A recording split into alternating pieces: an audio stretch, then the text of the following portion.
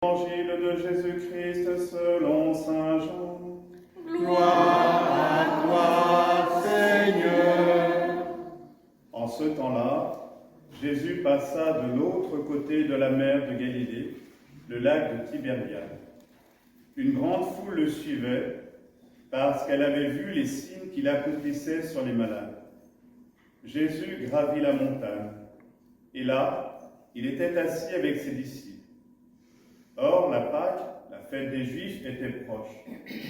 Jésus leva les yeux et vit qu'une foule nombreuse venait à lui. Il dit à Philippe, « Où pourrions-nous acheter du pain pour qu'ils aient à manger ?» Il disait cela pour le mettre à l'épreuve, car il savait bien, lui, ce qu'il allait faire. Philippe lui répondit, « Le salaire de 200 journées ne suffirait pas pour que chacun reçoive un peu de pain. » Un de ses disciples, André, le frère de Simon-Pierre, lui dit, « Il y a là un jeune garçon qui a 5 pains d'orge et 2 poissons. Mais qu'est-ce que cela pour tant de monde ?»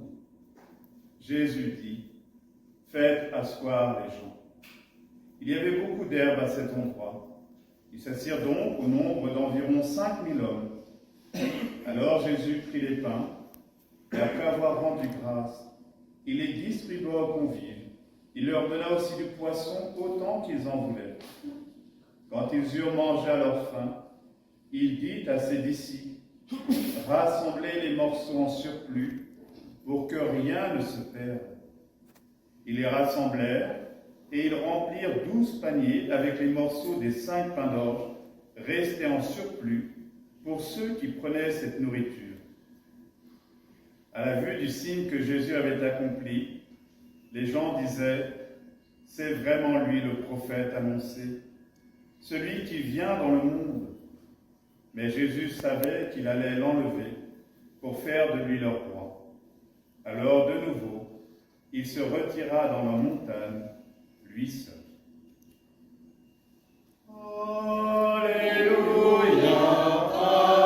Alléluia, Alléluia, Alléluia, Alléluia,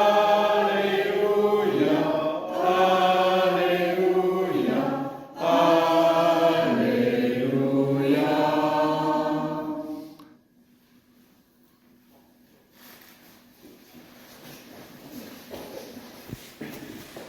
Il ne vous a pas échappé la similitude entre la première lecture et l'évangile.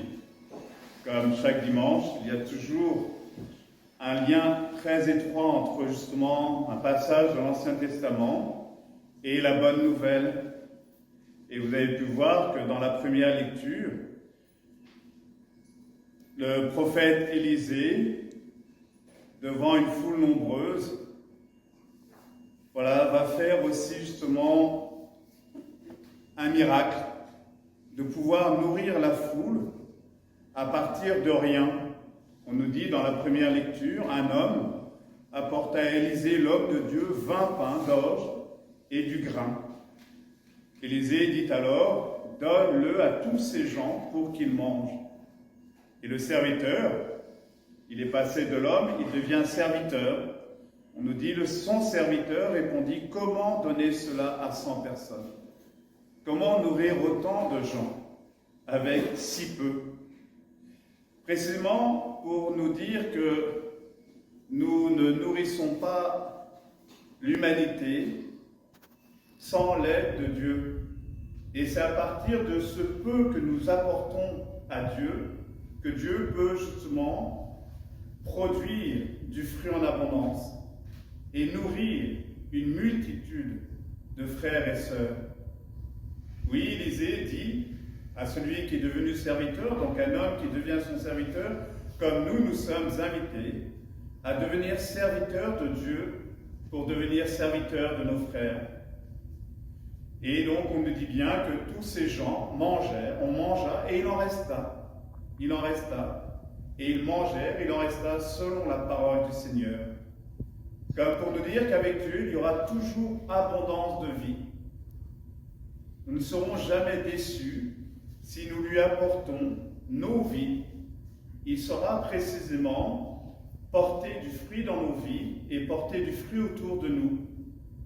Oui, ce que tu reçois de Dieu sur la terre, redonne-le aux hommes et tu auras un trésor aux cieux. Cette vie que tu reçois est un don de Dieu pour la terre. Une importance justement pour ne pas l'oublier.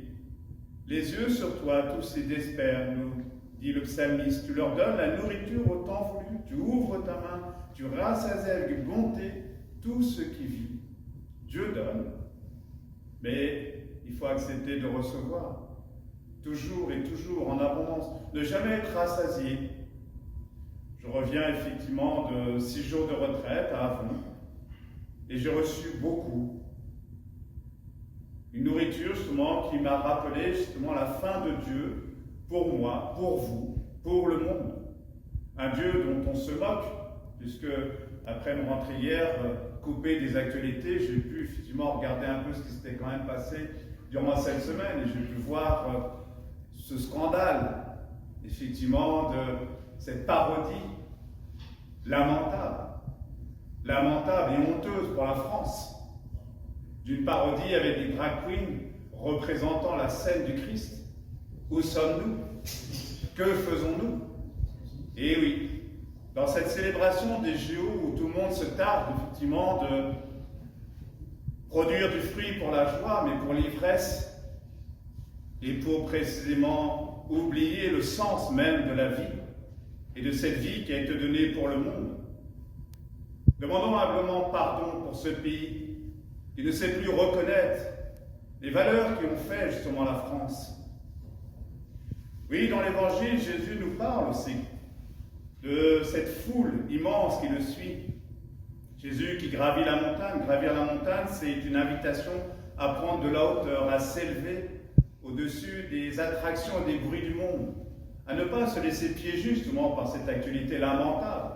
Ne tombons pas dans le piège justement de vociférer. Ne tombons pas justement dans leur tentative de nous déstabiliser. Oui, prenons de la hauteur avec Jésus pour nous élever au-dessus des bruits, des ricanements du monde, pour mieux rencontrer Dieu, comme par exemple, effectivement, dans des temps de retraite, dans des temps aussi que nous prenons comme aujourd'hui pour prier, pas pour les accuser, pour prier pour ceux qui se moquent, comme ceux qui se sont moqués de Jésus, comme ceux qui l'ont crucifié et qui continuent de le crucifier. Oui, une grande foule continue à chercher celui qui est la lumière, celui qui nous donne précisément l'espérance en un monde meilleur, une foule nombreuse. Et là aussi, à dessein, Jésus dit à Philippe, où pourrions-nous acheter du pain pour qu'ils aient à manger? Et on nous dit bien, il disait cela pour le mettre à l'épreuve. C'est étonnant, parce que d'habitude, cette phrase-là, on la donne plutôt aux pharisiens. À chaque fois que les pharisiens forment quelque chose, on nous dit, voilà, pour mettre à l'épreuve Jésus. Mais eux, pour piéger Jésus. Alors que Jésus, là, c'est pour justement redire à Philippe, en qui mets-tu ta confiance? Pour nous redire à nous, en qui mettons-nous notre confiance? Est-ce que nous allons justement nous laisser déstabiliser en tournant nos regards vers cette actualité lamentable? Ou est-ce que nous allons précisément réorienter nos regards vers celui qui est la lumière, vers celui qui nous éclaire, vers celui qui est notre force? Il savait bien, lui, ce qu'il allait faire. Oui, il est le serviteur. Jésus est venu pour ça, pour nous servir. C'est sa mission. Il nous faut simplement lui faire confiance en apprenant à recevoir ce qu'il a à nous donner pour le monde. Oui, Jésus prend le pain de ce jeune garçon, peu de choses. Voilà, 5 pains et 2 poissons. Et comme pour nous dire, voilà, toujours à partir de rien et à partir de la confiance. Parce que l'enfant aurait pu dire, mais il n'y a pas assez pour nourrir tout le monde. J'ai à peine assez pour me nourrir moi. Donc je ne vais pas partager. Mais si, l'enfant naturellement a cette confiance. Et c'est cette confiance que le Seigneur nous invite à retrouver pour précisément lui faire confiance et lui remettre ce que nous recevons de lui. Jésus reçoit ce que nous lui apportons de nos vies pour les transformer et faire de nos vies une nourriture pour le monde. Si tu savais le don de Dieu, si tu savais ce que tu es pour ce monde, ce que tu es pour moi, tu ne tarderais pas précisément à tout remettre, à tout donner.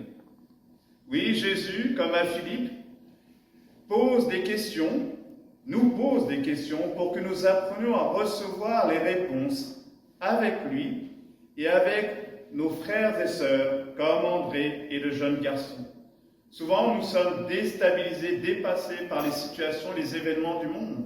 Et nous cherchons, par nos propres moyens, de trouver des solutions. Et c'est là où nous égarons. Dieu nous dit, demandez et vous recevrez. Est-ce que nous demandons encore pour le monde? Ou est-ce que nous demandons simplement pour nous, personnellement? Oui, à ses disciples, Jésus demande effectivement de rassembler les morceaux qui restent. Rassembler les morceaux pour que rien ne se perde. Et ils rassemblèrent et ils remplirent 12 paniers avec les morceaux des 5 pains d'orge restés en surplus pour que ceux qui prenaient cette nourriture, frères et sœurs, c'est nous, c'est l'Eucharistie que nous recevons justement, c'est la réserve eucharistique. Effectivement, Jésus donne en abondance pour que nous recevions cette nourriture aujourd'hui pour ce monde qui ne sait plus se nourrir de l'essentiel, mais qui préfère se nourrir de bêtises et d'absurdités. Oui, avec Jésus, on est capable effectivement de nourrir ce monde. Et c'est ce qu'il fait à chaque Eucharistie, en nous donnant sa vie. Nous ne communions pas simplement pour nourrir notre estomac, nous communions pour nourrir l'estomac du monde, un monde qui n'a plus faim de Dieu, mais un monde où Dieu a encore faim de lui, où Dieu continue justement d'appeler, de nous appeler, pour être ses appelants pour le monde et pour œuvrer à sa conversion et sauver la paix. Amen. Amen.